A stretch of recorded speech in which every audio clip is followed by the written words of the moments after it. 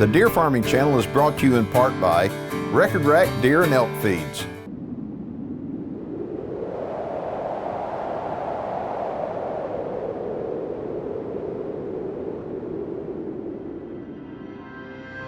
As a deer hunter, I want to know all I can about America's favorite big game animal. That's why I became a deer farmer. Without deer farms, we lose our greatest resource for research and whitetail management. With them, we gain more knowledge than ever before. Join me as we discover the truth about whitetails and meet those who work every day to preserve this great species for future generations. My name is Keith Warren, and this is Deer and Wildlife Stories.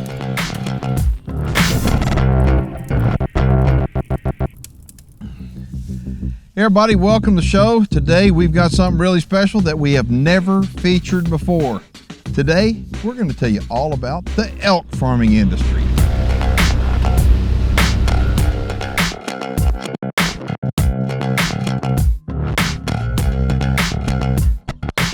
We're going to work.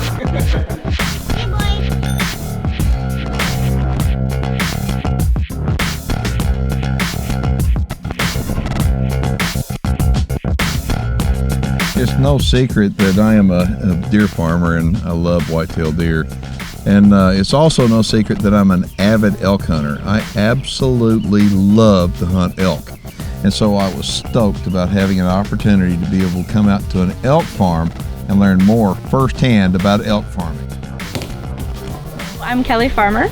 We live out here with my husband Trevor and I and our 4 daughters out in Balmoral, Manitoba on a beautiful elk farm. Hey buddy. Hey handsome. So this is a little male. It is a little male. And why is he pulled out now? Okay, so mom had him and did everything she was supposed to do. We tagged it, vaccinated it, left them be. A few hours later, another mom came along and had a baby right beside her. And the mom got confused and thought the new baby was hers, and there was this epic battle over the second calf, and they just left this one alone. So when he started to falter because he hadn't been fed, we made the decision to pull him. Every time we feed him, we're ringing the bell. Just a bike bell, nothing fancy. But every time we feed him, we're ringing it, and I'm hoping he'll start to associate his feedings with the bell. My plan is to put him out in this herd by the house with moms and babies so that he's socializing. And last year I had 2 bull calves that we've auto-fed successfully, but they did not build the muscle structure that the other calves did, because the other calves were putting on probably a mile a day. Right. So that's why I'm trying this bell thing, and I'm hoping that if he learns the bell means dinner, I'm going to let him out with this. Still hungry, but So how many times a day are you feeding? For the first 2 weeks, every 3 hours. So how many ounces was that? Right now he's drinking about 800 mils, so just shy of a liter, about 4 times a day right now.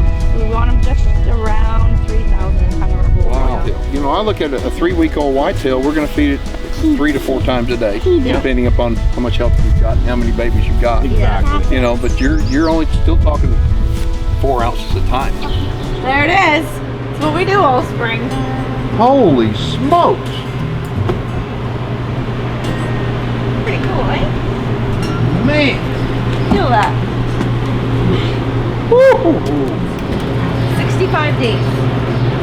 They grow this in 65 days. That's the average. Oh my 65 gosh. days. All right, so this freezer is completely full of cut off antler, and they freeze them. They're frozen because they have blood in them. Look at that, and the whole freezer is full. Look at the mass on these antlers. And the thing that I noticed that they're all bulbed up on the end. They're still these were cut off way before they were finished growing. They'll start to get these are dimples, right? Yeah. And depending on the buyers, but generally speaking, you don't want much more than that for a dimple. The bigger the beam, the farther you can push that dimple, but generally speaking, this is as much dimpling as you want. You also look at the brow tines.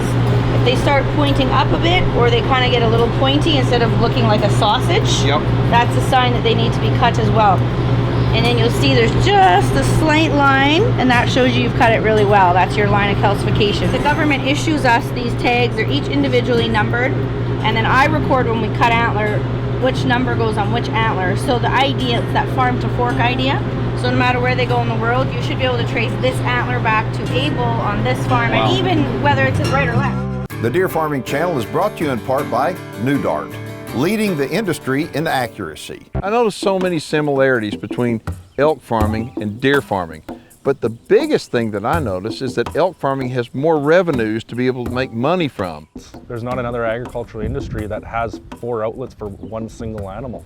The great thing about the elk industry is there are multiple markets. The antler is harvested in May and June, and it's a freeze-dried product that's used as a nutraceutical. People who own large parcels of property, they'll buy these high-end genetics that we produce, and it'll improve the genetics on their property. The meat market is another way. Just take a look at some of the meat products made from elk. You got ribeye steaks, elk patties, maple sticks, summer sausage, and more. These are just some of the ways that you can make money on an elk farm. Is there a market for hard antler? I mean, you cut them off like that. There's a market for that. Is there a market for hard antler? Yeah, there's lots of buyers out for the hard antler. It's not as profitable as the velvet. It's about $15 a pound. Well, this antler right here, how much that weigh? What do you think? I got an idea. I'm just guessing. I may be totally wrong. 20? I was gonna say 15, 17. Okay, say 15. And how much is it a pound? $15 a pound. So do the math. That right there, a couple $100 right there. Yeah. So what would that be in velvet? $50 a pound. You're kidding me. So it went from a couple of $100 To to $1,000. to $1,000. And you can do that every year? Every single year. We cut and Holy harvest smokes. the I know what antlers. I'd be doing. I had no idea how much antlers were worth on these bulls. And the cool thing about it is, it's a renewable resource. Okay, well, let's velvet a bull this morning. Got the blood stop, scab, alcohol disinfect everything, the tourniquet, clips, towels. We'll bring them in and let's go velvet them. Come on, boy. You coming?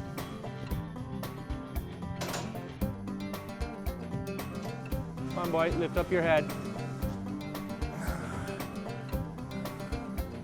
When it comes to cutting the antlers off a bull, I think it's pretty amazing. It happens relatively quick. They'll put a tourniquet on the antlers to stop the blood flow. They'll sterilize the saw blade, You're gonna have to climb and the up. antler removal comes quick. Okay, I got it. Once the antlers are removed, they'll take them and they'll measure them, they'll weigh them, and they'll set them in the freezer. Just keep the flies off, some flour, and then this is just a liquid scab.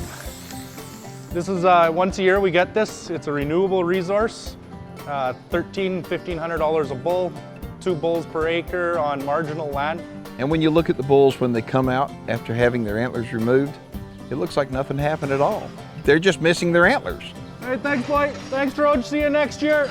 So this bull's been cut already once. We cut early, so then they grow another set of antlers, and probably in another 3-4 weeks we'll cut them again, and we'll get another 2, 3, 4 pounds of regrowth antler, which is a premium antler. It's more work, but it's an extra couple $100 per animal per year. After the season's finished, we send it off to the markets, and we have it dried down into a powder form or a chip form. This is the velvet, and this is the antlers dried up. It loses about 75% of the weight. It's very porous, as you can see. Well, they grind it up, and you can see right here in the middle, this is ground up, and it's a very fine powder. It comes in 2 different products. It comes in a product that is for animals, and primarily your house cat and your dog, if you have an aging dog or cat that may have arthritis. What the elk velvet does, it really helps with circulation, and the blue is for humans. Blue comes in a capsule form.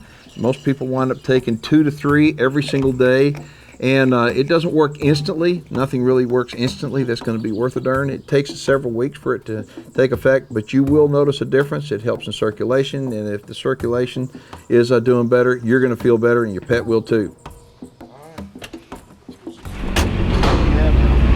We have about 500 including the calves right now, but let's go look at some bulls. Okay. We got a lot of rain yesterday. So our upper on the back is all weighted and measured so we can dole out exactly how much food I want to dole out. So these guys get around 100 pounds. It's not a self-feeder. We're out there every day, and that way we get to check the animals. If you see someone with a bad leg, or Then you take care of them. take care of them. Yeah. But most of these are pure Manitobans. There's a few of them that have a little bit of Rocky Mountain blood bred into them.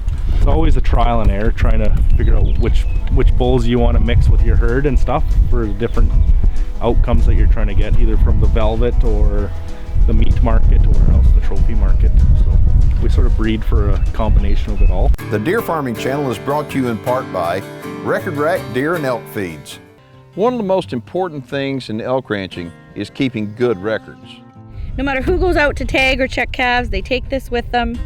If something ever happened to this binder during calving, I'd probably have a nervous breakdown. So we have this on the front is all of our colors tags that we use that represent the sires. So we have our natural breeding and our backup, and then all of our AIs that we use. And this is just a quick reference so we know what color of tag we're popping in the calf's ear. We found a new calf, so we're gonna go over and we're gonna tag it, sex it, and vaccinate it. We have a brand new calf, so we're just getting prepped to go tag it. We have to mix a couple vaccines, record all the tag numbers and the mum. My friends in the beef industry tell me about calving in January and February when it's real cold. The elk industry, you can see it's a beautiful day today, and we're in the middle of our calving season. By the end of September, we're done with calving, we're done with antler harvest, we're done with breeding, and for the most part, winter is simply a maintenance time period where we have very few things that we have to do. We simply make sure there's enough hay out there, we feed them and check them and make sure everything's okay. Yep. And because their metabolism slows down in the winter, the elk require very little winter maintenance. Go find your mom. So last evening we had a couple cows in this group here that appeared to be in labor. So we're gonna go drive through this pen and see if we can find a couple of newborn calves.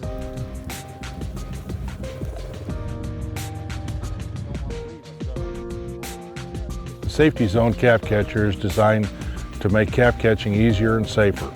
It's designed so one person can do the work and you're safe at all times. You simply open up the front door, catch a calf, step into the calf catcher from either an ATV or UTV, do your work. When you're all done, you open up the gate, let the calf out, you go on your way, and that mothering process takes place naturally. This right here is just basically their tear duct, but they open it up like this when they're really stressed or really excited. Yeah, our little bottle fed opens them up when it's feeding time, but normally that's a sign of stress. The big adult cows do it as well. Okay, go find your mom for us. Go show us who your mom is. Well, there's no way that's a twin. That's a big, strong calf. Look at her. That's Sweet Pea. You know, on an elk farm, out of all the elk, there's got to be one that's special. And on this farm, there is. And I'll let Kelly tell you about it. So this is Sweet Pea. She was born in 1999. And when she was born, the vet had to pull her, broke her back leg, so we had to cast it. So she became very, very friendly. She's well loved. She's 805 pounds a couple weeks ago, which 600 pounds is a big cow. She's kind of a pet. Trev and I had our wedding pictures taken with her. I love her. My wife and kids absolutely adore her. She's special. She's spoiled rotten. Loves her sugar cubes. Hey, Sweet Pea. When we wean the calves in the September long weekend, we put her in with all the calves, usually the female calves, and she calms them right down because she comes up and is this friendly. The calves see that and they react to that, and it just brings the whole herd down. She kind of mothers them. She goes to the trough, so they follow her. A big part of elk farming is spending time with the animals or animal husbandry. We come out every single day, even in winter, and spend time with the animals. They all get fed with the buggy every day. And a big part of that is just seeing the animals, spending time with them, checking to make sure everybody's okay. They get used to our voices, they get used to our movement, they get used to our vehicles. And that way, when we do have to handle them, bring animals in for treatment or for calving issues or whatever it may be, they're not stressed. Stress is such a big thing with the elk. So it's just our way of keeping the herd calm, and we actually call animals for that. If we have animals that do not stay calm or stay kind of crazy, we tend to send those animals to the meat industry just to keep our herd nice and calm. The Deer Farming channel is brought to you in part by New Dart, leading the industry in accuracy. vehicle, I'm Kevin Workmeister with Workweld Incorporated, and behind me I have a 160 bushel elk feeder designed easily to set up. One user can set it up in a very short period of time. Pull a couple pins, you can fold out a rain awning, which gives you additional 16 inches of rain protection, helps keep the feed dry. Also, you can fold down a panel, which prevents the cows from going into the feeder. Calves can go in and get a specialty feed. Also, a ground opening lid. Open the lid from the ground with one hand, very easy to do. Feeder has 4 stabilizing jacks, 2 in the front, 2 in the back. Really user-friendly feeder.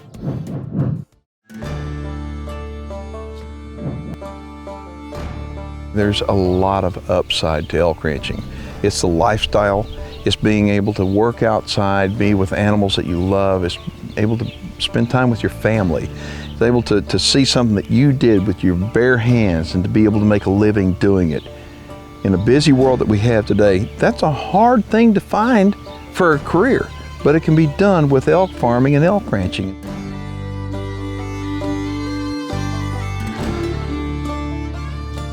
Elk ranching is not for everyone. We love it, our family loves it. We enjoy living with the animals, taking care of them. They produce for us, we look after them. I can get up every morning, jump on my UTV. Now every morning I can go out and I can hear an elk bugling right from my front doorstep. I kind of think we have a pretty dreamy life out here. I grew up on a mixed farm, on my grandparents' farm with my mom and dad, and I always felt like I wanted my kids to grow up on that sort of same lifestyle. I don't want them in the house all summer long. I don't want them being gamers on video games all the time. I want them outside, I want them dirty. Even when the farm gets frustrating and all of our friends are away on camping trips, and sometimes we think, are we really doing the right thing? But when I see the kids outside and loving animals and knowing what hard work is and understanding that sometimes it doesn't always go well with animals. When we send our animals, unfortunately, for meat, it's upsetting to us. We put everything we can into these animals. It is a business, but our animals are very special to us. We look after them as they're one of our own.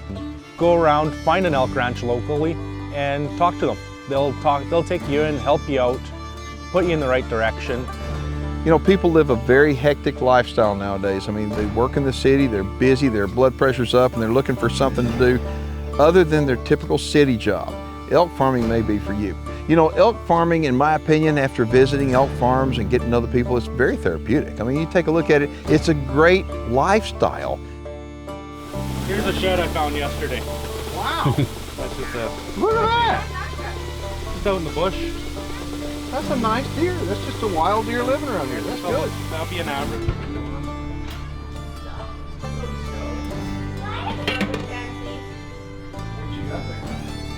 One of the most important management tools a elk rancher has, or a wildlife manager has, is an 8-foot game fence. This is the exact same kind of wire that I used on my place. It comes in a 330-foot roll. It's made by Stay Tough Fence Company out of Texas.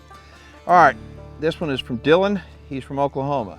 He says he's about to retire and he's considering getting into either deer or elk farming. Which one would I recommend? Dylan, that's a really good question. It all depends upon what you want to accomplish. I mean, there are more outlets for the end product with elk farming than deer farming, but both are lucrative. So I would suggest you contact elk farmers in your area, deer farmers in your area, go visit them, get to know them, and then you make that decision yourself.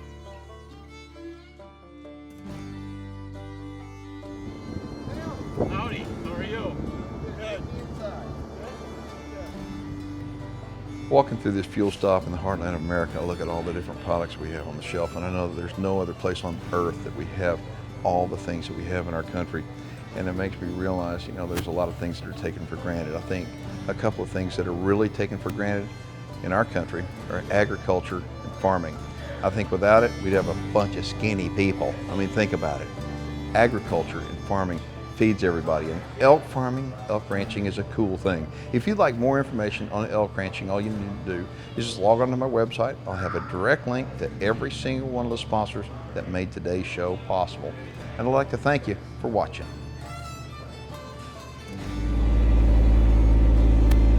Excuse us. Hey, babe. Pardon me. Can you say college tuition? Can you say house payments? Can you say ranch payments? That's what y'all represent. You also represent freedom, landowner rights. That's pretty cool.